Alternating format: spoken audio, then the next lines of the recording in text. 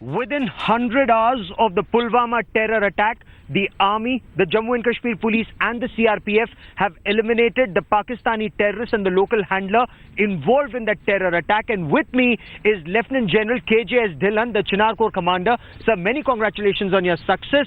Sir, what more can you tell us about the Pakistani terrorists involved in this terror attack? How big a success is this for the country? As you all aware, Jaish is a Pakistani terrorist organization. It is run, funded and controlled by the Pakistan Army and the ISI, and hence the involvement of the Pakistan and the Pakistan military is total. Now, as regards in this particular operation, the operation has been already been accepted by the Jaish and they have claimed responsibility. Now, if they have claimed responsibility, the Jaish Chief Operations Commander here in Kashmir was the person who would have done the whole planning, coordination, execution and the control of it. We were at it the day the information happened, the day the incident happened, and within 100 hours, as you said, we have eliminated the top leadership of Jaish in Kashmir.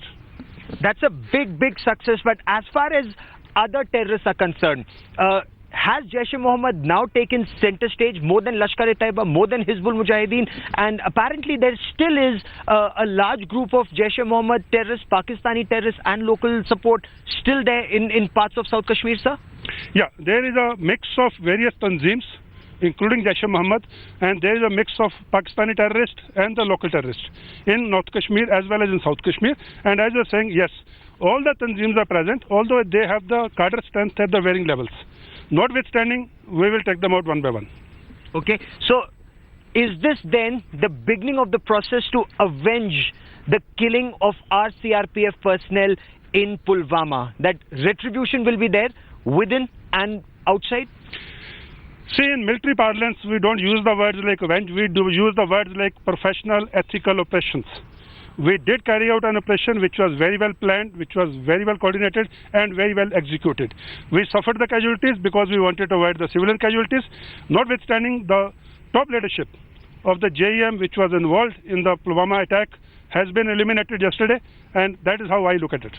Okay, but we had casualties. We lost a young major and some boys. A brigadier was injured, a DIG was injured. Somewhere down the line, are these terrorists battle hardened? Are they very well trained? I mean, what's the level of challenge that we face, and what is Pakistan's involvement in terms of evidence, sir? The casualties which were suffered, like I told you earlier, we is to ourselves because we didn't want the civilian casualties, we didn't want the collateral damage.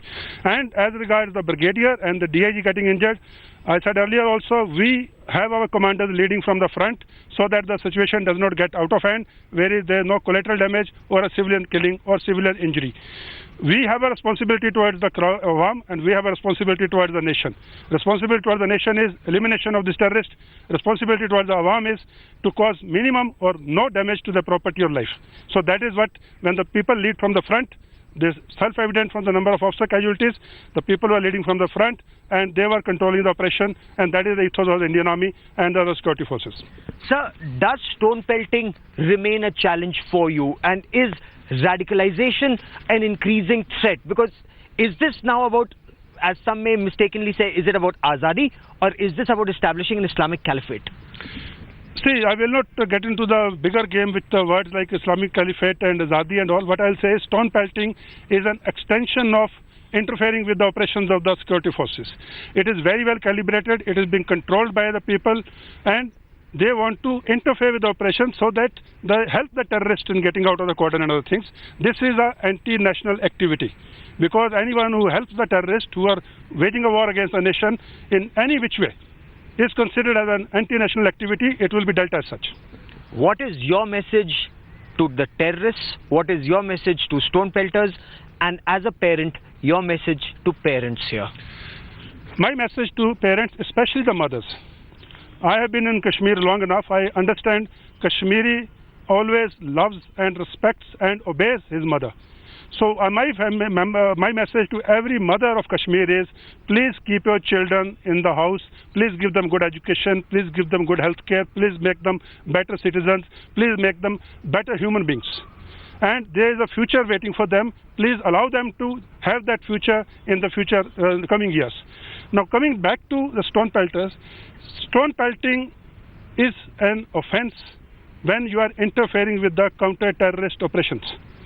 Otherwise, there are other ways of anguishing. If you have expressing anguish, you please go and do that. The democracy allows for any type of mujahara and other things.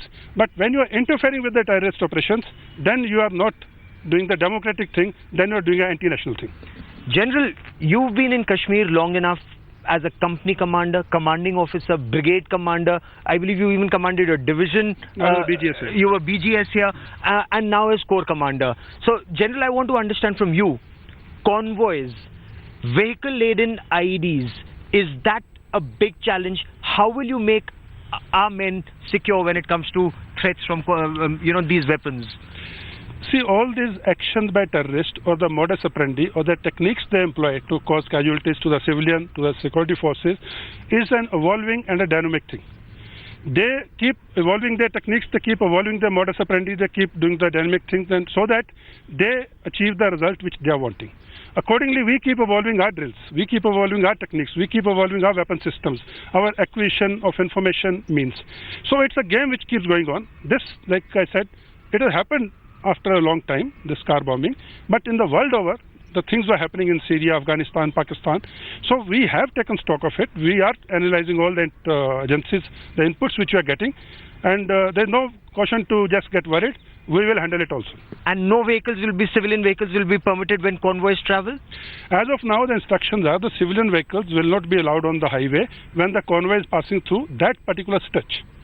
That does not mean the civilian vehicles will not ply on the road. It only means there will be a mechanism adopted wherein the place where the army convoy is moving, at that place the civilian vehicles are not there.